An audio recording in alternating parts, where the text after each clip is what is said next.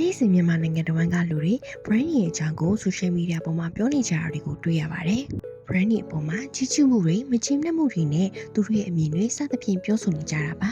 ။ဒါပေမဲ့အများသောအားဖြင့် brand တွေကအဲ့ဒီရဲ့ချက်တွေကိုလုံးဝမမြင်နိုင်ကြပါဘူး။ comments တွေ message တွေနဲ့အခြားရေးကြီးတဲ့ insight တွေကပျောက်သွားတတ်ပါတယ်။ဒါပေမဲ့ customer တွေပြောတာတွေကိုနားထောင်နိုင်တဲ့အပြင်သူတို့ရဲ့လိုအပ်ချက်တွေကိုပါရှာဖွေသိရှိနိုင်မယ်ဆိုရင်ဘယ်လိုလဲ Magnify မြန်မာကလူတွေဘာကြောင့်ကိုပြောနေကြလဲဆိုတာတက်ပိုးတဲ့အချက်တွေကိုမြင်သိနိုင်ပါတယ်မြန်မာနိုင်ငံရဲ့ social media တွေမှာ brand ရဲ့အကြောင်းကို Facebook, Instagram, TikTok, Telegram စတဲ့ platform တွေမှာအချိန်တိုင်းစက္ကန့်တိုင်းပြောနေကြတာကိုတွေ့ရပါတယ်အဲ့ဒီချက်တွေကို manage လုပ်ရတာကရှုပ်ထွေးပေမဲ့ Magnify ကတော့ဒီလိုမျိုး social chaos ကိုရှင်းလင်းစွာပြောင်းလဲနိုင်ပြီးတော့ training ကိုရှာဖွေနိုင်တဲ့အပြင် settlement ကိုနားလည်ကအမြင့်ဆုံးဖြည့်ရှင်းပေးနေပါတယ်။ social listening ကတာမန်မှန်ရှိရတွက်ထားတဲ့ပုံနဲ့ customer တွေဘာစိတ်ဝင်စားနေလဲသူတို့ဘာတွေလိုအပ်နေလဲစတဲ့အရေးကြီးတဲ့အချက်တွေကိုရှာဖွေတာပဲဖြစ်ပါတယ်။ Magnify မြန်မာရဲ့ dashboard က think brand ကြောင့်ကိုပြောနေတဲ့ mention တွေကိုစောင့်ကြည့်နိုင်ပြီး settlement တွေကိုအလိုလျောက်ခွဲခြားနိုင်တဲ့အပြင် traffic topic တွေကိုပဲပြသနိုင်ပြီးတော့အချက်လက်တွေကိုအရေးကြီးတဲ့ data အဖြစ်ပြောင်းလဲပေးနိုင်ပါတယ်